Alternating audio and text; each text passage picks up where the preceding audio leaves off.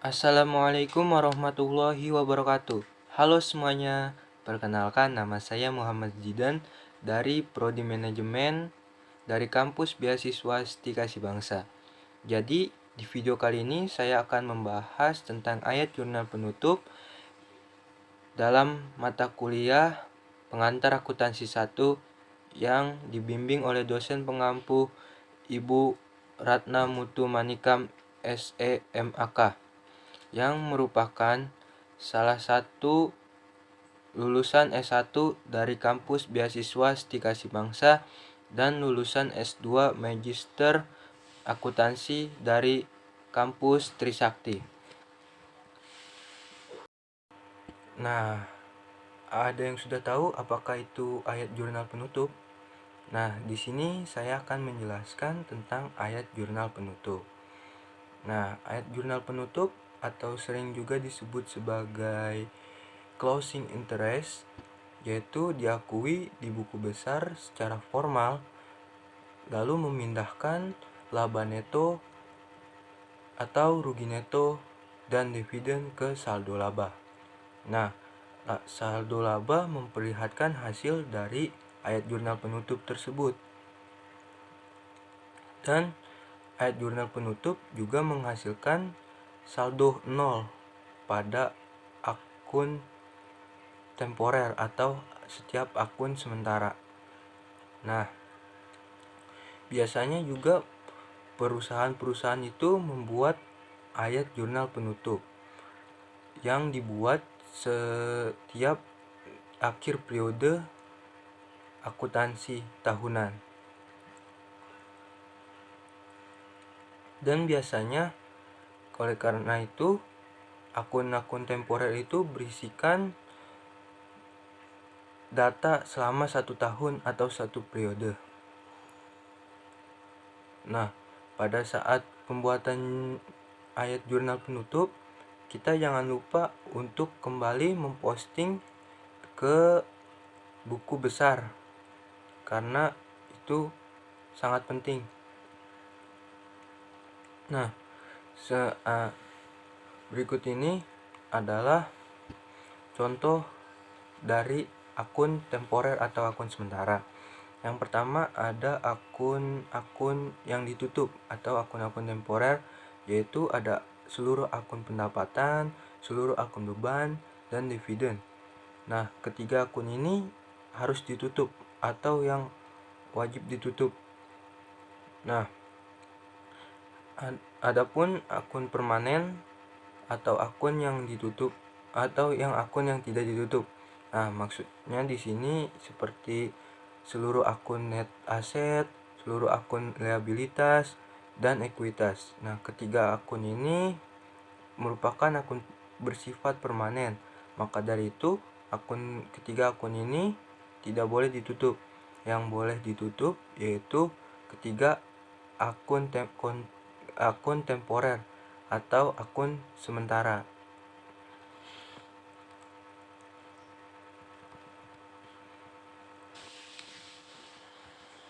Lalu, dalam pembuatan ayat jurnal penutup, perusahaan-perusahaan dapat menutup setiap akun laporan laba rugi langsung ke saldo laba. Namun demikian, untuk melakukan hal tersebut akan menyebabkan perincian yang luar biasa banyak dalam akun permanen laba, saldo laba. Sebaliknya, jika perusahaan-perusahaan menutup akun pendapatan dan beban ke akun temporer lainnya, maka ikhtisar laba rugi atau income summary, dan mereka memindahkan laba neto atau rugi neto dari akun ikhtisar laba rugi ke saldo laba. Nah, jadi dalam ayat jurnal penutup itu terdapat 4 kategori. Yang pertama yaitu debit setiap akun pendapatan sebesar saldonya dan kredit laba rugi untuk seluruh pendapatan. Nah, jadi maksudnya di sini itu kan debit setiap akun pendapatan sebesar saldonya dan kredit laba rugi untuk seluruh pendapatan. Jadi karena pendapatan saldo normalnya itu dikredit, maka kan kita ingin menutupnya, maka kita ubah terlebih dahulu atau memindah ruaskan yang tadinya saldo normalnya itu ada di kredit, kita pindahkan ke debit dan sesuai dengan saldonya. Maka itulah yang kita tutup, lalu kreditnya ditulis ikhtisar laba rugi dan dilawankan dengan ikhtisar laba rugi karena dia merupakan akun penyeimbang. Lalu yang kedua yaitu debit ikhtisar laba rugi untuk seluruh beban dan kredit setiap akun beban sebesar saldonya. Jadi maksudnya di sini yaitu kan pertama beban kan terdapat di akun debit. Karena kita ingin menutupnya, maka kita pindahkan akun beban ini ke kredit. Nah, karena dan mengubahnya menjadi akun kredit. Jadi akun beban tersebut kita pindahkan yang semulanya dari akun debit ini kan akun beban itu berada di akun debit. Kita pindahkan ke akun kredit. Lalu yang ketiga, debit ikhtisar laba rugi dan kredit saldo laba sejumlah laba neto. Jadi maksudnya di sini debit ikhtisar laba rugi dan kredit saldo laba sejumlah laba neto. Jadi maksudnya di sini kita akan menutup laba karena posisinya laba itu pertamanya di debit, maka kita jadikan laba itu menjadi kredit. Kenapa kita jadikan kredit? Karena di sini kita akan menutup laba itu atau ingin menutup akun itu. Maka kita pindahkan yang tadi awalnya ada di debit, kita pindahkan ke kredit. Lalu yang keempat ada debit saldo laba sebesar saldo akun dividen dan kredit dividen dalam jumlah yang sama.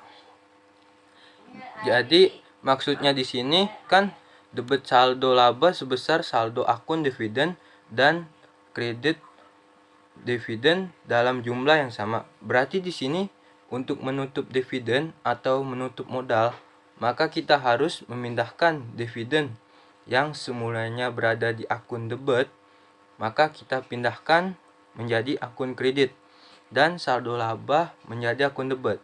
Nah, itulah 4 kategori dalam ayat jurnal penutup. Nah, berikut ini adalah contohnya dari jurnal umum tentang ayat jurnal penutup. Kita bisa lihat yang pertama yaitu pendapatan jasa. Nah, kan pertamanya pendapatan jasa itu berada di kredit. Nah, karena kita ingin menutupnya, maka kita pindah ruaskan seperti yang tadi telah dijelaskan. Nah, untuk menutupnya kita pindah ruaskan dari yang semulanya pendapatan jasa itu berada di kredit, kita pindahkan ke debit. Lalu kita lawankan dengan ikhtisar laba rugi untuk menutup akunnya. Nah, itu caranya untuk menutup akun pendapatan. Lalu yang kedua, kita ingin menutup akun beban. Nah, kan yang seperti yang sudah dijelaskan tadi, yang semulanya itu akun beban berada di debit. Nah, kita pindahkan akun beban tersebut yang semulanya ada di debit, kita pindahkan ke kredit.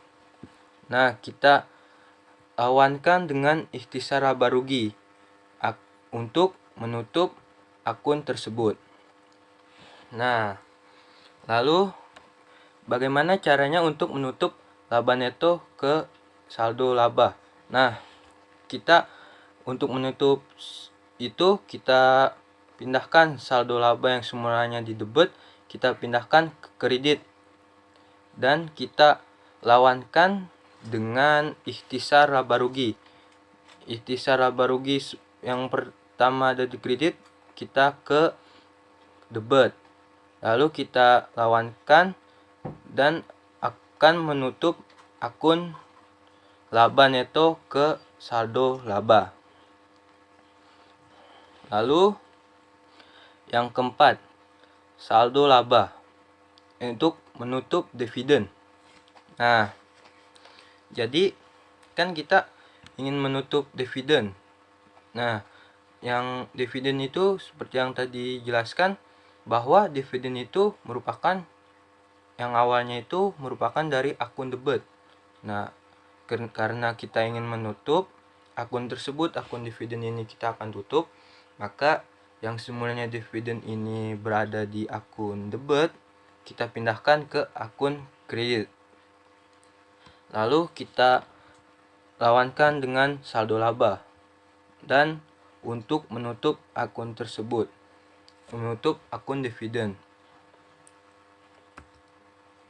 Nah, jadi kan setelah kita membuat jurnalnya, membuat jurnal penutup, kita langkah selanjutnya kita jangan lupa untuk kembali memposting apa yang sudah kita buat di dalam jurnal umum, yaitu ayat jurnal penutup.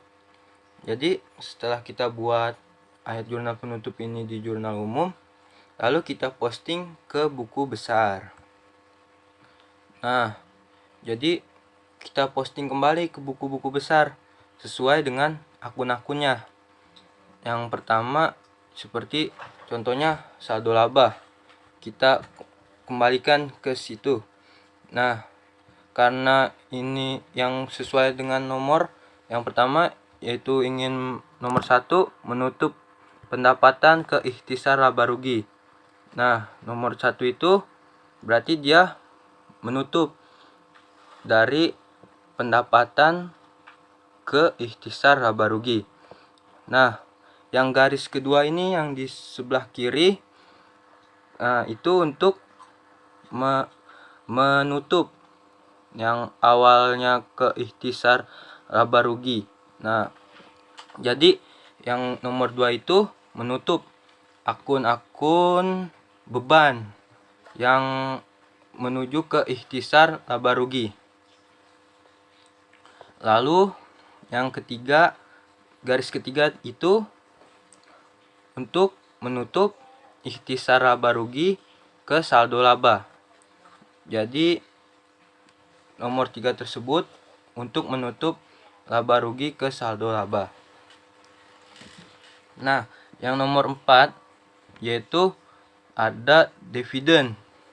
Nah, dalam dividen itu, dalam garis nomor 4 itu untuk menutup dividen ke saldo laba. Jadi urutannya seperti itu.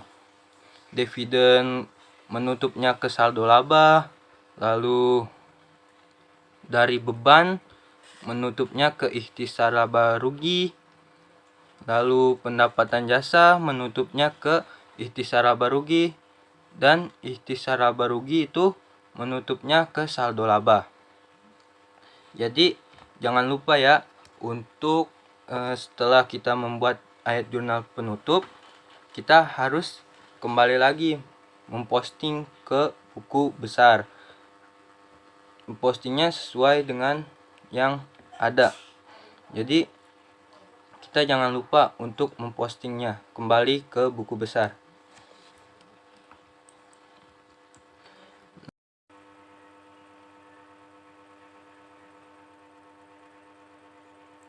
Nah, sekian video dari saya tentang penjelasan ayat jurnal penutup.